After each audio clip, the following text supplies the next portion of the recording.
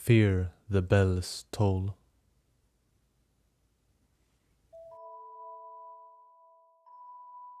Brador was sitting alone in the workshop garden, on a bench just by the foot of the path up to the workshop. Being as engaged as one would normally be when reading through a book for the second time, he honed in on the sounds of boots walking down the stone steps, and the faint brushing of leaves in the bushes that ran along the path behind the metal fence, gently flowing along with their passing. "Ho, Brador!" He turned back and waved with his book to the two hunters coming his way. Their arm guards were held in their hands, and their face guards absent, showing a pair of short-cut heads with youthful eagerness looking back at him. "Time off?" "Yes, but not for long, I think." "Right. Well, we're headed for the grounds. But perhaps you'll be called upon shortly." In reality, he would prefer to spend the time alone with his book, even if his duties were distant for the moment. "Probably." "That's all right. It was a spur of the moment, and we were restless." "By the way," the other of the two spoke up, "have you heard of Mathis?" "No. In fact, it must have been some days since last I saw him." He turned fully to rest his arm on the backrest of the bench. The fellow hunter also turned with curiosity towards the question. "He's gone then. Vanished. Just like the other... older fella. Something... Oh, you mean Coral? Did he not... return to the tomb?" "No. That's the thing, right? They both just vanished one night. I've heard Coral never went back into the labyrinth." "So, where did he go?" The hunter shrugged at Brador's question. "Who knows, exactly." "What's the fuss? I mean, now and again the beasts get the better of a hunter in the night. It's hard, but it is what it is, right?" The hunter shook his head with a concerned and thoughtful curve of his brow. "Yeah, I thought that too when I heard. But then there is the matter of normal folk disappearing in the night. And now hunters. And I know for a fact it is not beasts." "What is it then?" "Well, I've heard that the veterans are clueless. And you know all the records they keep of who turns and whatnot.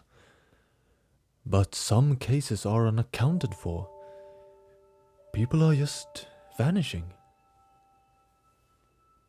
They stared at each other for a while, until the whole thing started to feel more like a ghost story. "Well, we'll see you around, Brador." They waved and walked away awkwardly while Brador completely forgot to wave back at them as they left. He sat for a moment, thinking about what had been said. Eventually the reasoning was that little could be done by something so vague right that instant, so he returned to his book. He never managed to immerse himself fully again, for when his two peers turned along the path behind a wall of bushes, they were passed by another duo, walking in the opposite direction.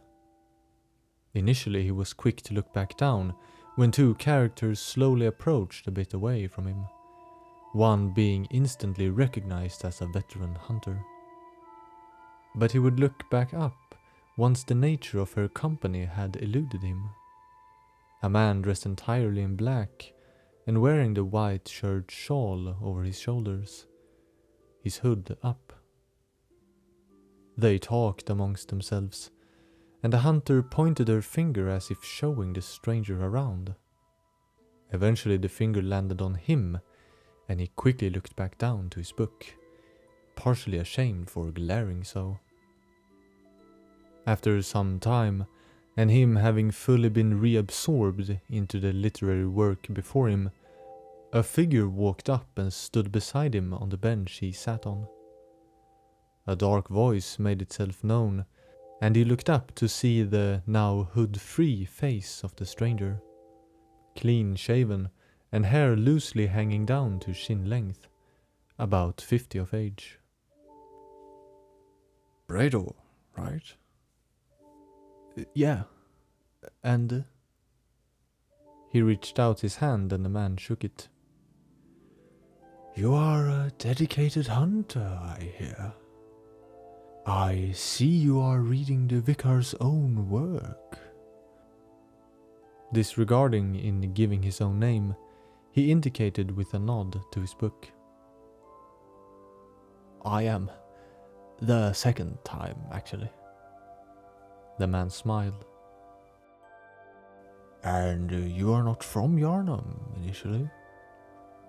No, He held up a hand apologetically. Pardon the query. It is my job to be a tad curious from time to time.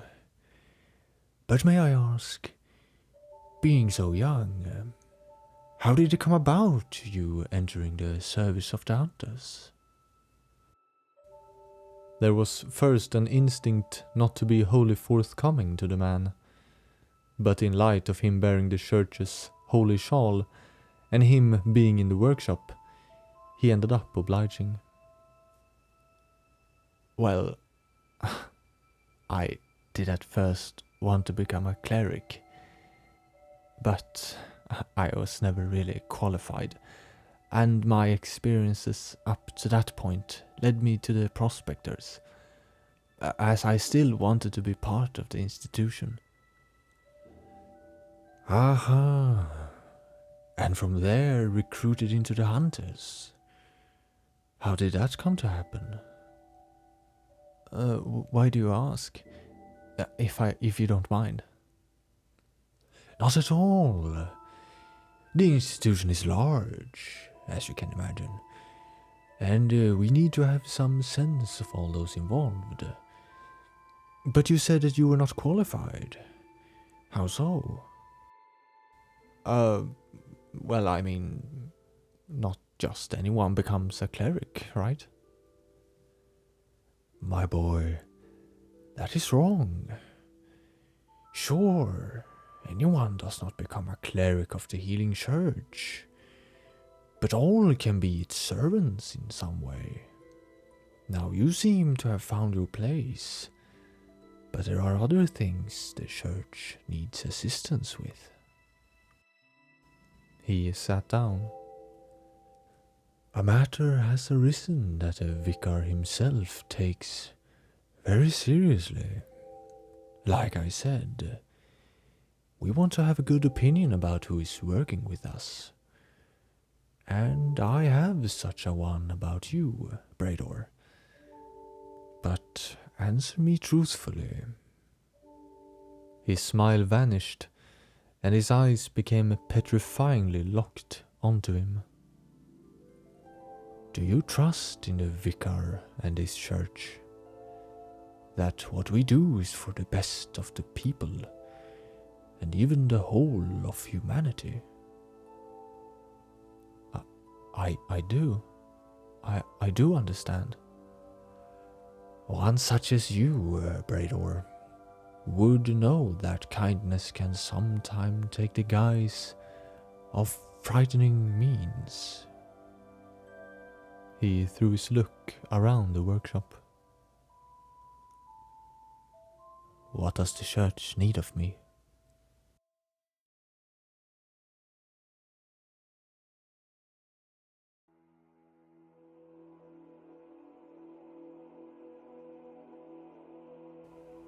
Being high up in the astral clock tower instilled something akin to spiritual enlightenment, or however he would describe it.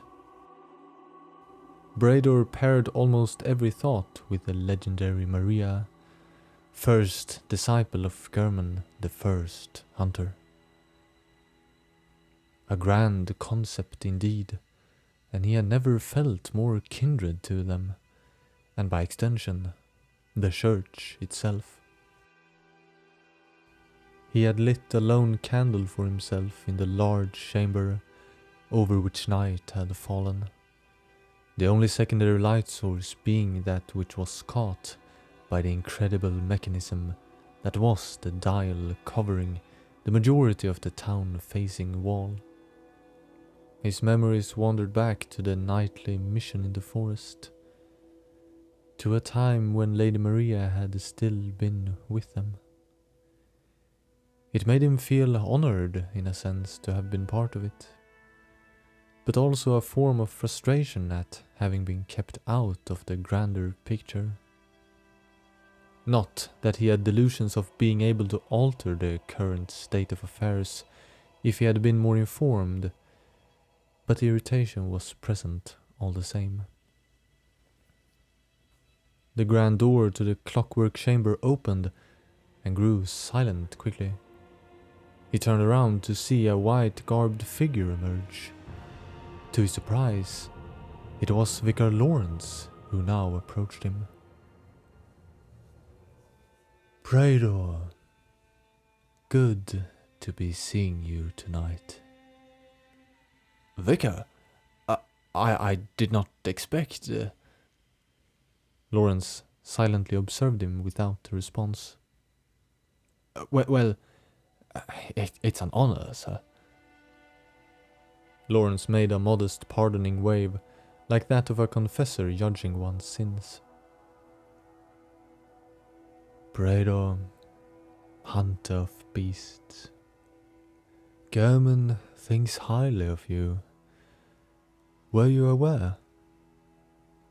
"Oh? Well, no, perhaps, but he never tells." "No, he does not. He tells me, though.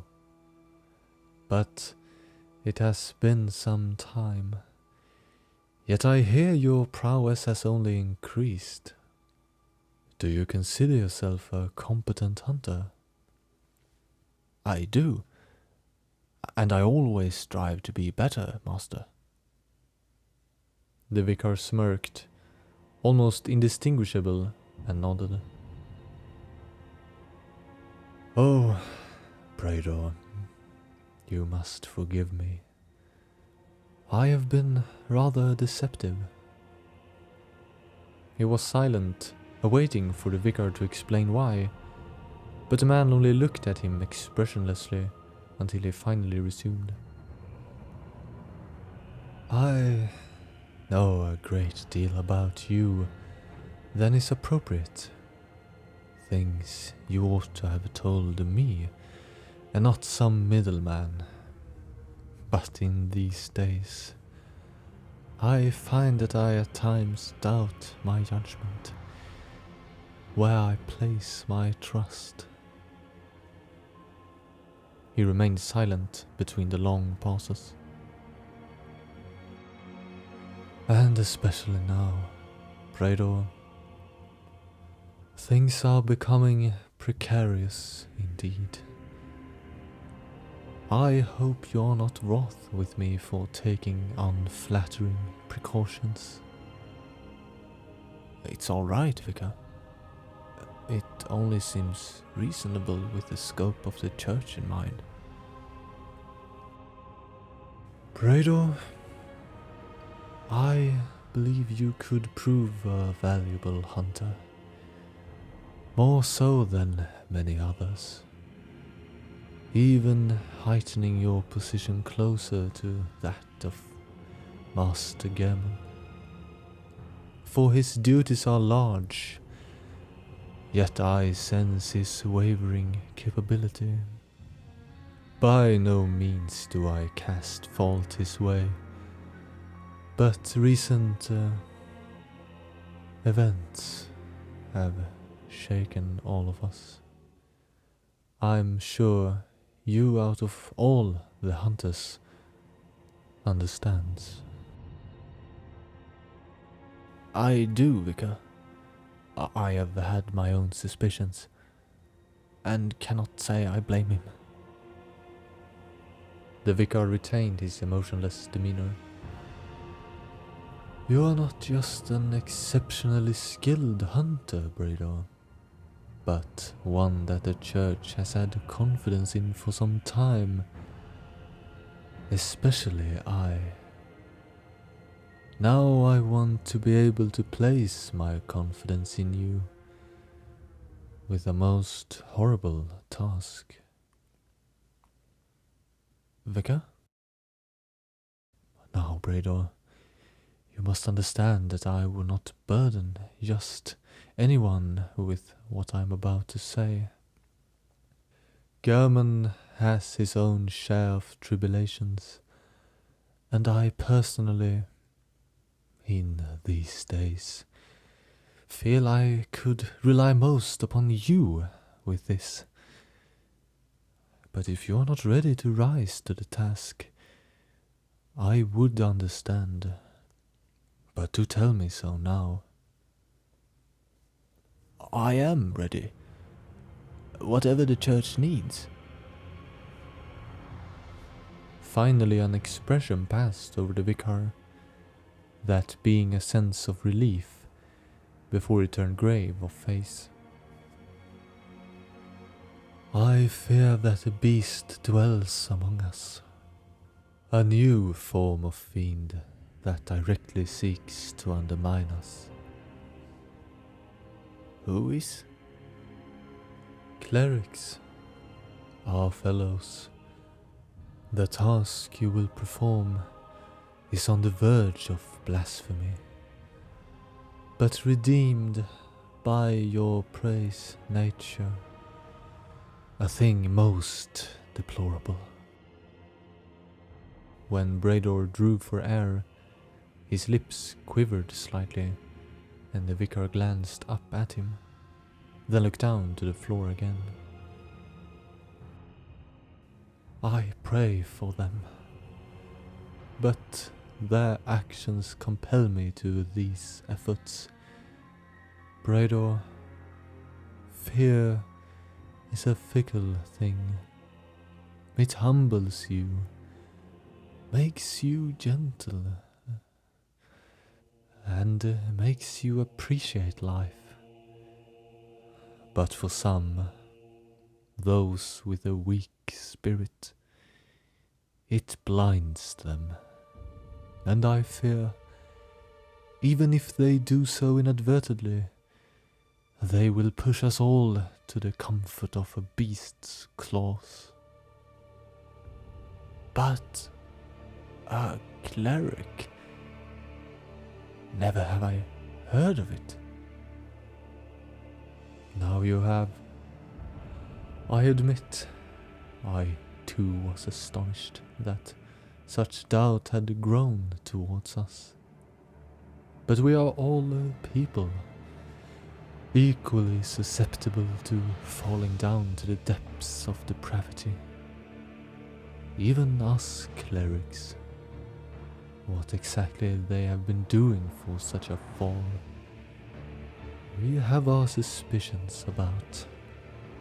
But the case is yet the same. Their behavior is the result of their mind and body slowly degrading by the influence of fear. A fear that does not humble you, but seeks the quickest reprieve. They seek any method that can relieve them of it, even if it means to reject the church.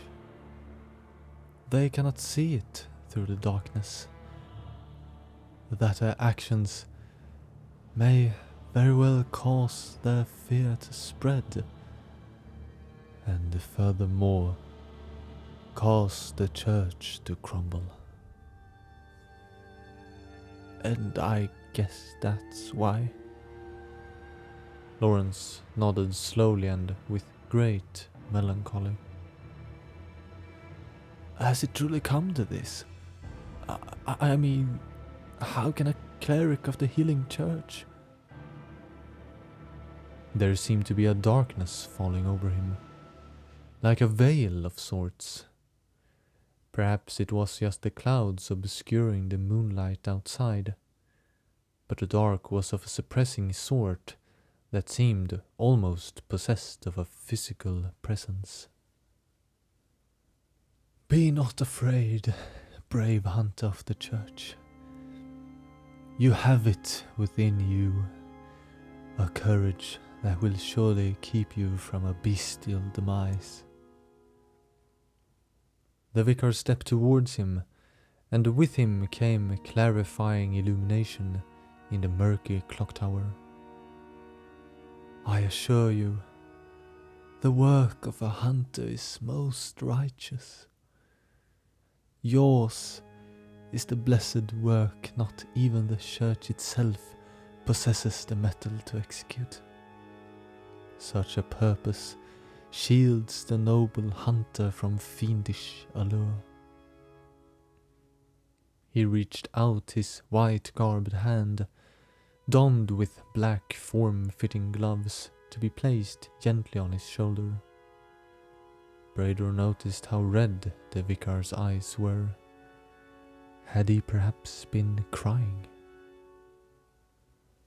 "'Tis a mercy, Brador, and truly what fortune they have, to have you come for them before they succumb to something abhorrent."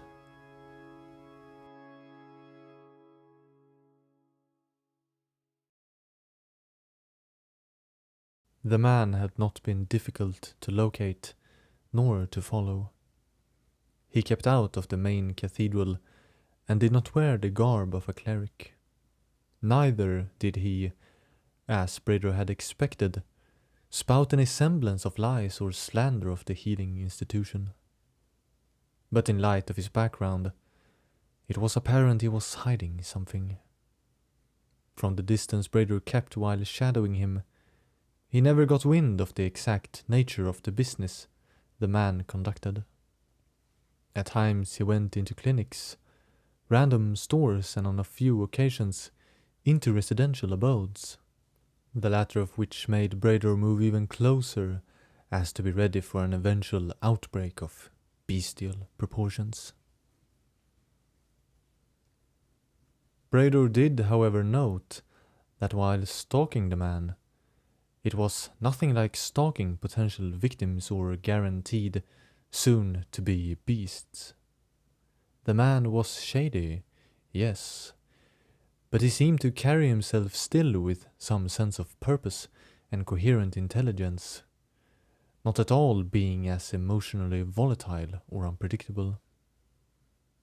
Admittedly, this trait unnerved him, as he could no longer argue as strongly that the cause for his intentions was affected by a beast within. The entire day was spent following him through the town to many different locations.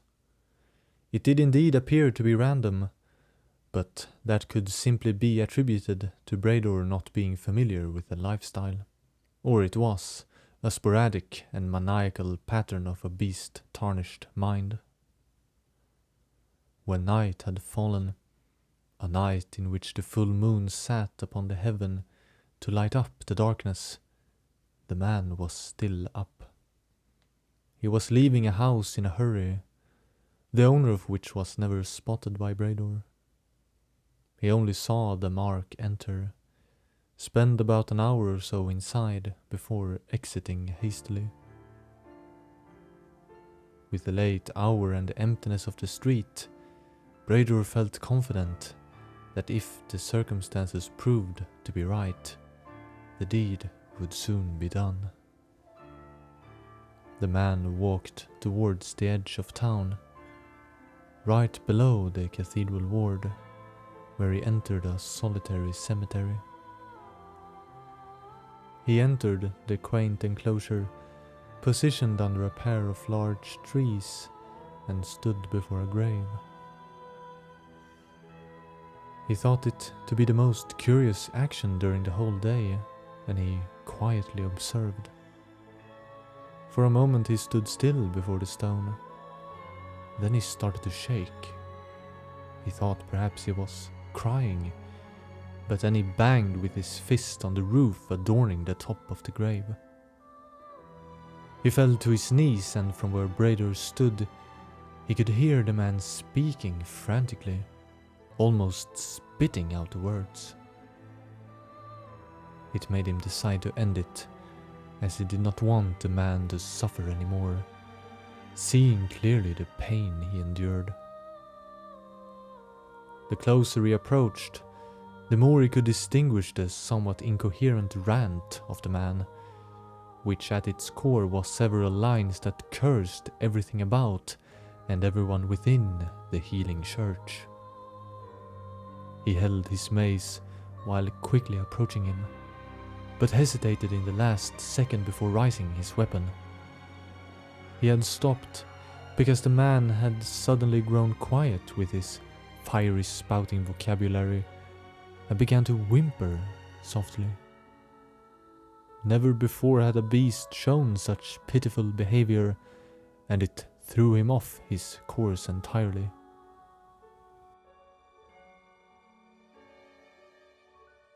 The man then turned to him, and Brader had to decide his next action prematurely than what his emotions allowed.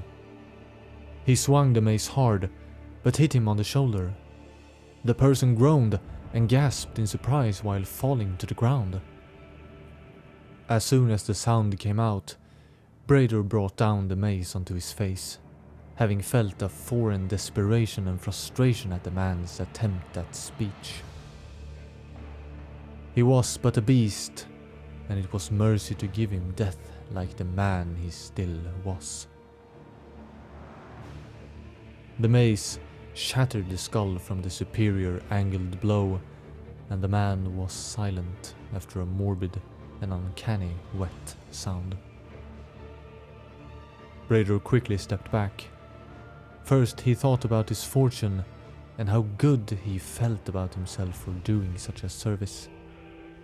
He started to breathe heavily and thought frantically about how he would have wished the same had he felt the beast stir within him.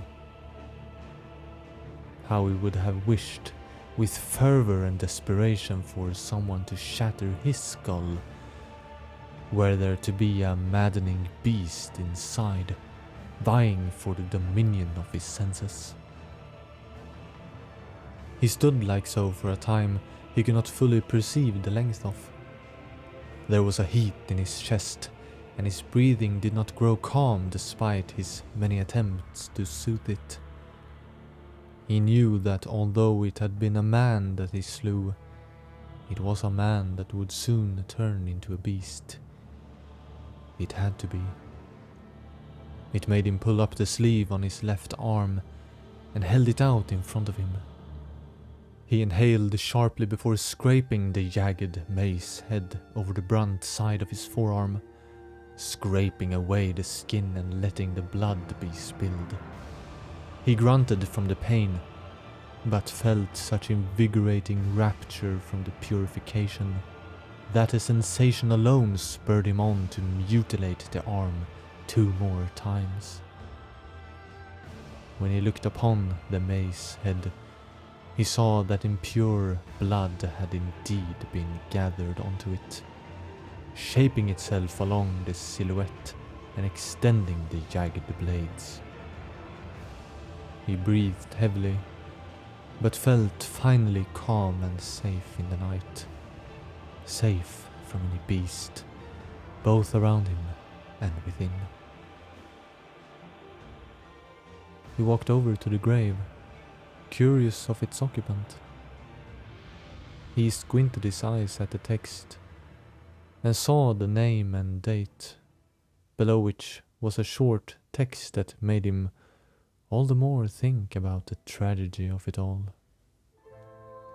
Devout and loving Reverend, and even more so, a devout and loving Father.